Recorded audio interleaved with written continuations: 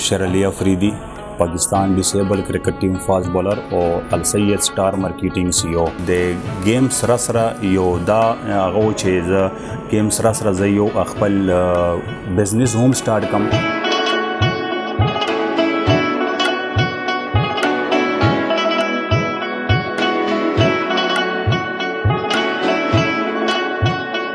الحمدلله همدا شونته نن چې کندای مو د السید سٹار مارکیټینګ یو بنیاد کی خپلو چې هغه نن یو اوپننګ لګیا دی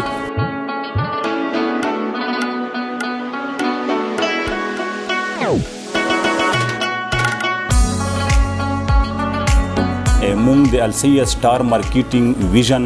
همدا غدای چې ان شاء الله دا به 100 نه پر 150 پیره کسانو له به ان شاء الله دا رزګور ورکوي چې هغه په معاشره کې خپل رزګور خپل معاشره کې چې د خپل چاله هم مطلب محتاج نه وي خپل رزګور خپل ضرورت زندگی هغه پوره کولای شي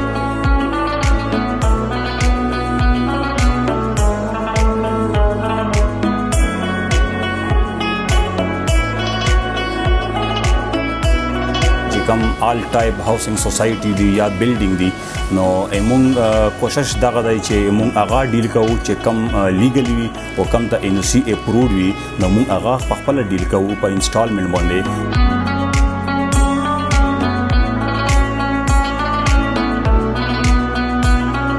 السید سٹار مارکیټینګ چې کم ټریډ مارک دی هغه به صرف هغه کې کور کوي مونږ زیاتره خیال به ستو ان شاء الله د غریبانو خلکو پکې مونږ کوشش کوو چې هر انسان نه غریب او امیر نه امیر مونږ یکسا یو سیستم ویر کو لکه څنګه ته ډیپټي والا خلک دي یا اورسیز خلک دي یا دلته خلک دي چې نن سبا خو ماشاء الله خپل ټایم یې خراونی او چې کله د اوټ شي یا بهر نه روشي نو دوه سره په بیک کې دومره سنوي چې دو خپل فیوچر او ماشون دي کنټینیو سوتي چې هغه خپل پلاټ خپل کور یا خپل فلیټ په انسټالمنټ باندې اغستای شي په اسان اقساط باندې نو هغه د پوره به ډیر زیات چې کم دی په فیوچر کې غوړه ډیره فائدہ ورکوي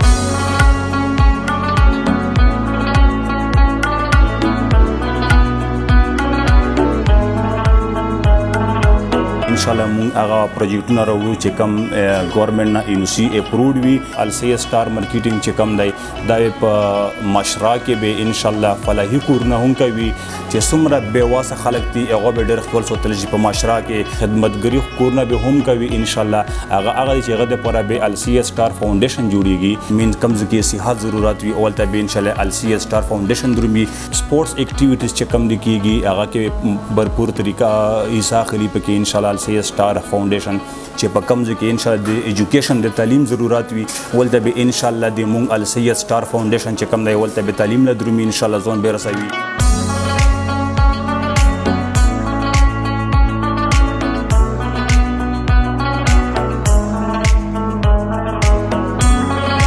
سره چې کوم سپیشل ډیسیبل مزدور خلک دي هغه د پوره به ان شاء الله سپیشل هغه به د کور نه موږ روبوسو هغه د پوره موږ اپلاین چې کوم دی کوو چې کوم انپوټیشن دی یا د چا لوس نشته یا د چا خپا نشته یا د چا ویل چی ضرورت وي